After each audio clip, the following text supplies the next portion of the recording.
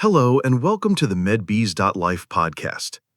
Have you ever been at a local market in Thailand and discovered a honey so unique, so different, that it made you stop and wonder? I'm talking about stingless bee honey, or phueng chanrong, a true local treasure. It has a complex flavor, blending sweetness with a surprising tang. But then a question might pop into your head. If this stuff is so special, why have I never seen it on a shelf back home? It's a fantastic question, and the answer reveals a fascinating story. It's not about a lack of quality, but a clash between ancient traditions, unique biochemistry, and the rigid machinery of global food regulations. The heart of the matter comes down to two certifications, GAP and GMP. Understanding the difference is everything. First, there's Good Agricultural Practice, or GAP. Think of this as a seal of approval for the farm itself.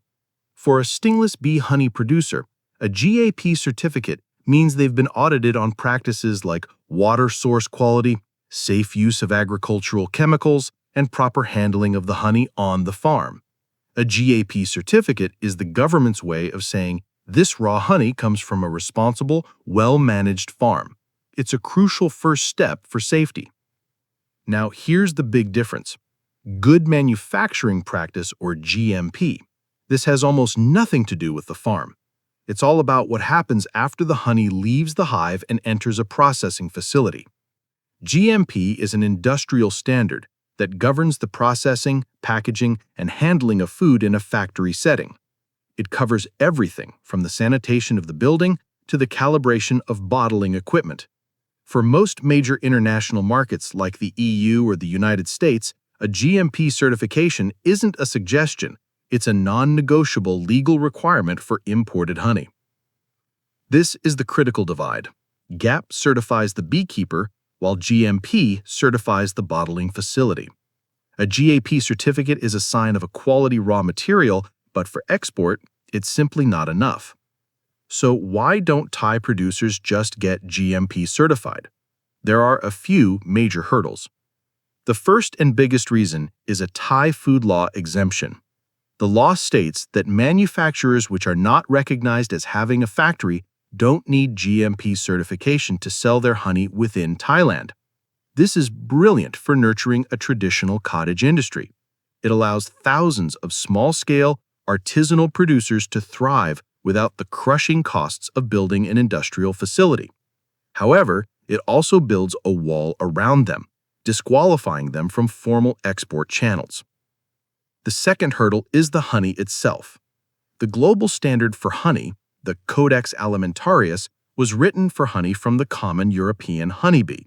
Stingless bee honey is a different beast entirely. It naturally has a higher moisture content, which would make it fail the Codex standard.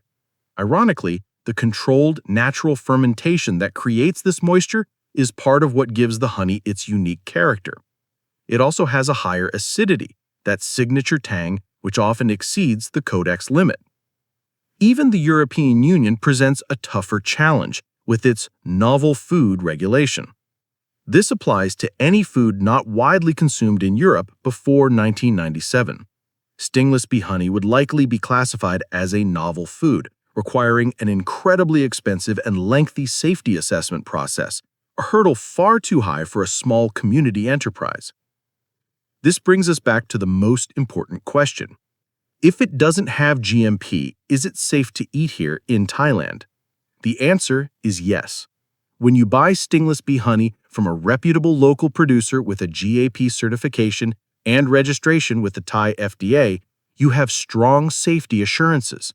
The GAP certificate ensures the raw material is safe, and the Thai FDA registration means the producer is part of the national food safety system. The story of Thai stingless bee honey is a perfect example of how quality and export readiness are not always the same thing. The lack of this honey on international shelves isn't a sign of a flawed product. On the contrary, it's a sign of a product so unique, so traditional, and so valued at home that it doesn't need to conform to the one-size-fits-all model of global trade. It's a domestic success story.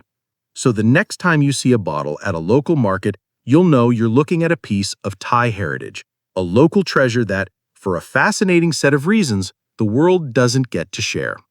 And maybe that makes it even more special for those of us lucky enough to enjoy it right here. Thank you for tuning in. For more information, please visit our website and don't forget to subscribe to our YouTube channel.